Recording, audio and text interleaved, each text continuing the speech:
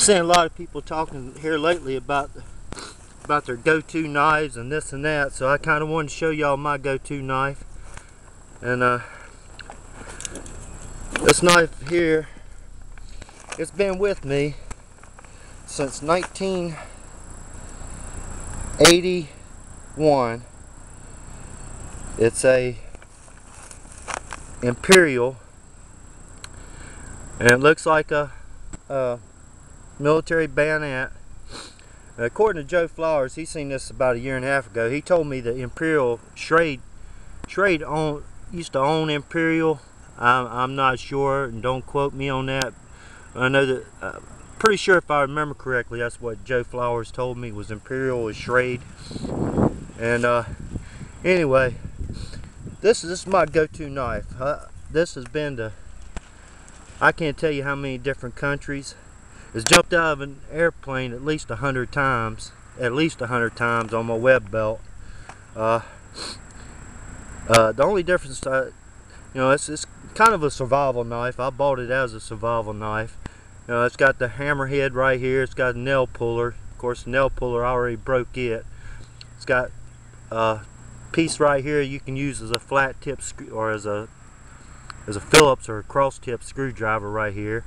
And this other side right here you can use as a flat tip. Of course, it's kind of hard to get down in there. I mean, it's kind of yokey or hokey, whatever you want to call it.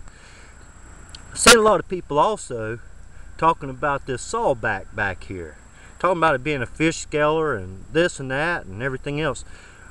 The way I understand what these things are bone chippers.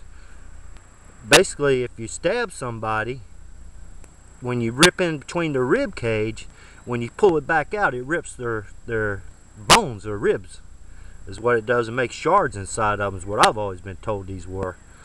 And I may be wrong. I know a lot of people gets confused with the blood grooves. This one don't have a blood groove on it, but a lot of military knives have blood grooves on them. And anyway, that's what I've been told, and that's just my take on this right here. This ain't supposed to be a sawback. It's not supposed to be used as a saw, the way I understand. If you feel the way it comes back right here, if you try to pull this after you stab somebody or something, I shouldn't say somebody, after you stab something and you pull it back out, this is going to rip their bones, chip their bones as it pulls back out. But this knife is probably one of the easiest knives I've ever seen to sharpen. It stays good and sharp. It's not meant to do real fine work. If I want to do real fine work, I've got a BK11 right here, or I also, as you'll see in the sheath, I also carry a Swiss Army knife. But this knife is I mean, I've even dug a 6-foot foxhole with just this knife, just digging in. A lot of people talks about pin tangs, or well, they call them rat tail tangs. I've always called them pin tangs. But I've never had no problem with this. I mean, I've chopped, I've even cut banding material off of 155 millimeter howitzer projectiles and wedged it in there and pulled up on it, and it's never broke on me.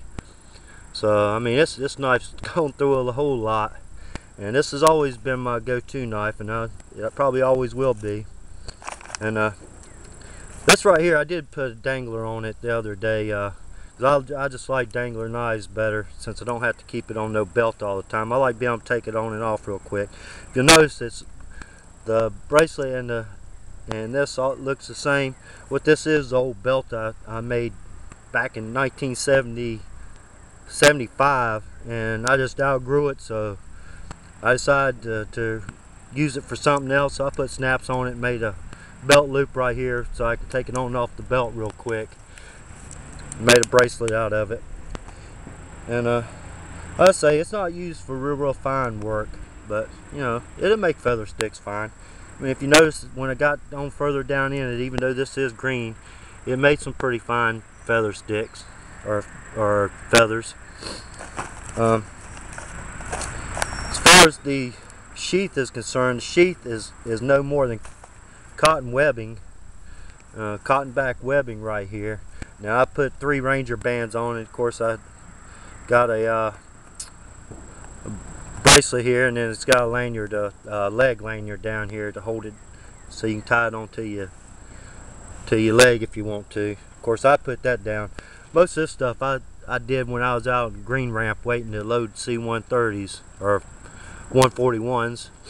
Now, I'll show you what I keep in the pockets. I ain't gonna take everything completely apart or out, but I'll show you pretty much what I keep in the pockets. Got a, let's see, what is this? This is an Army Fire Starter Aviation Survival Magnesium. Of course, I've had that for years and years and years. I don't know how long I've had that. Inside here I got some matches, a saw, some fish hooks, some fishing line, probably a razor blade down inside there. But I'm not going to take all that stuff out. Of course, wrapped around this Ranger band here, I got some more fishing line right there. And pull this one down some. Inside this pocket here I got a small mini mag, and got a CM rod.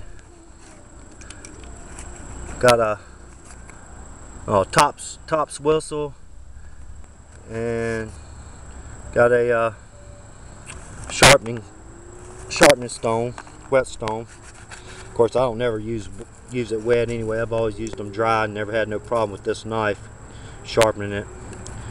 I thought I had a Swiss Army knife in here too. I must have taken it out and put it somewhere else, which ain't no big deal. I don't really need no Swiss Army knife because I carry another one in my pocket all the time. Get this stuff back in there. But anyway, like I say, I've been seeing people showing their go-to knives and all that a lot here lately. So I thought I'd show you this knife. Y'all have already seen this knife once, I think, but I never really talked about it.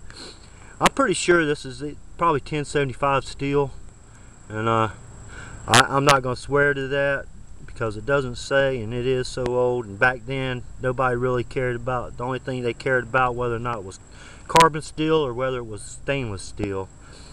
But if you notice, this thing does rust a little bit, but don't rust like it used to. It's got so much patina on it now, been dug so much and everything else that it just doesn't rust too much. Got a couple chips on it, but what can you expect? I mean, this knife, this knife has been to Germany, Korea, Saudi Arabia, Iraq, the Sinai, Panama, Honduras. Try to think of some more places it's been. It's been a lot of places, let me put it that way. And of course, when I was over in Germany, I stayed in the barracks. I had to keep it in the arms room because you couldn't have no knife over 3 inches, 3.5 inches in the barracks. So I did have to keep it in the arms room when I was in Germany. And no big deal. But this knife, this is my go-to knife, and this is, you know how Chris on Prepared Mind 101 talks about Becky all the time. Well, this is my Becky, even though it's not as expensive. I think I paid $24 for this knife. $24. Of course, that back in the early 80s, that was a lot of money. But anyway, I just wanted to show you that knife. And the music. The music is kind of a shout out to Billy Joe Denny, and to show him that I have no musical talent whatsoever.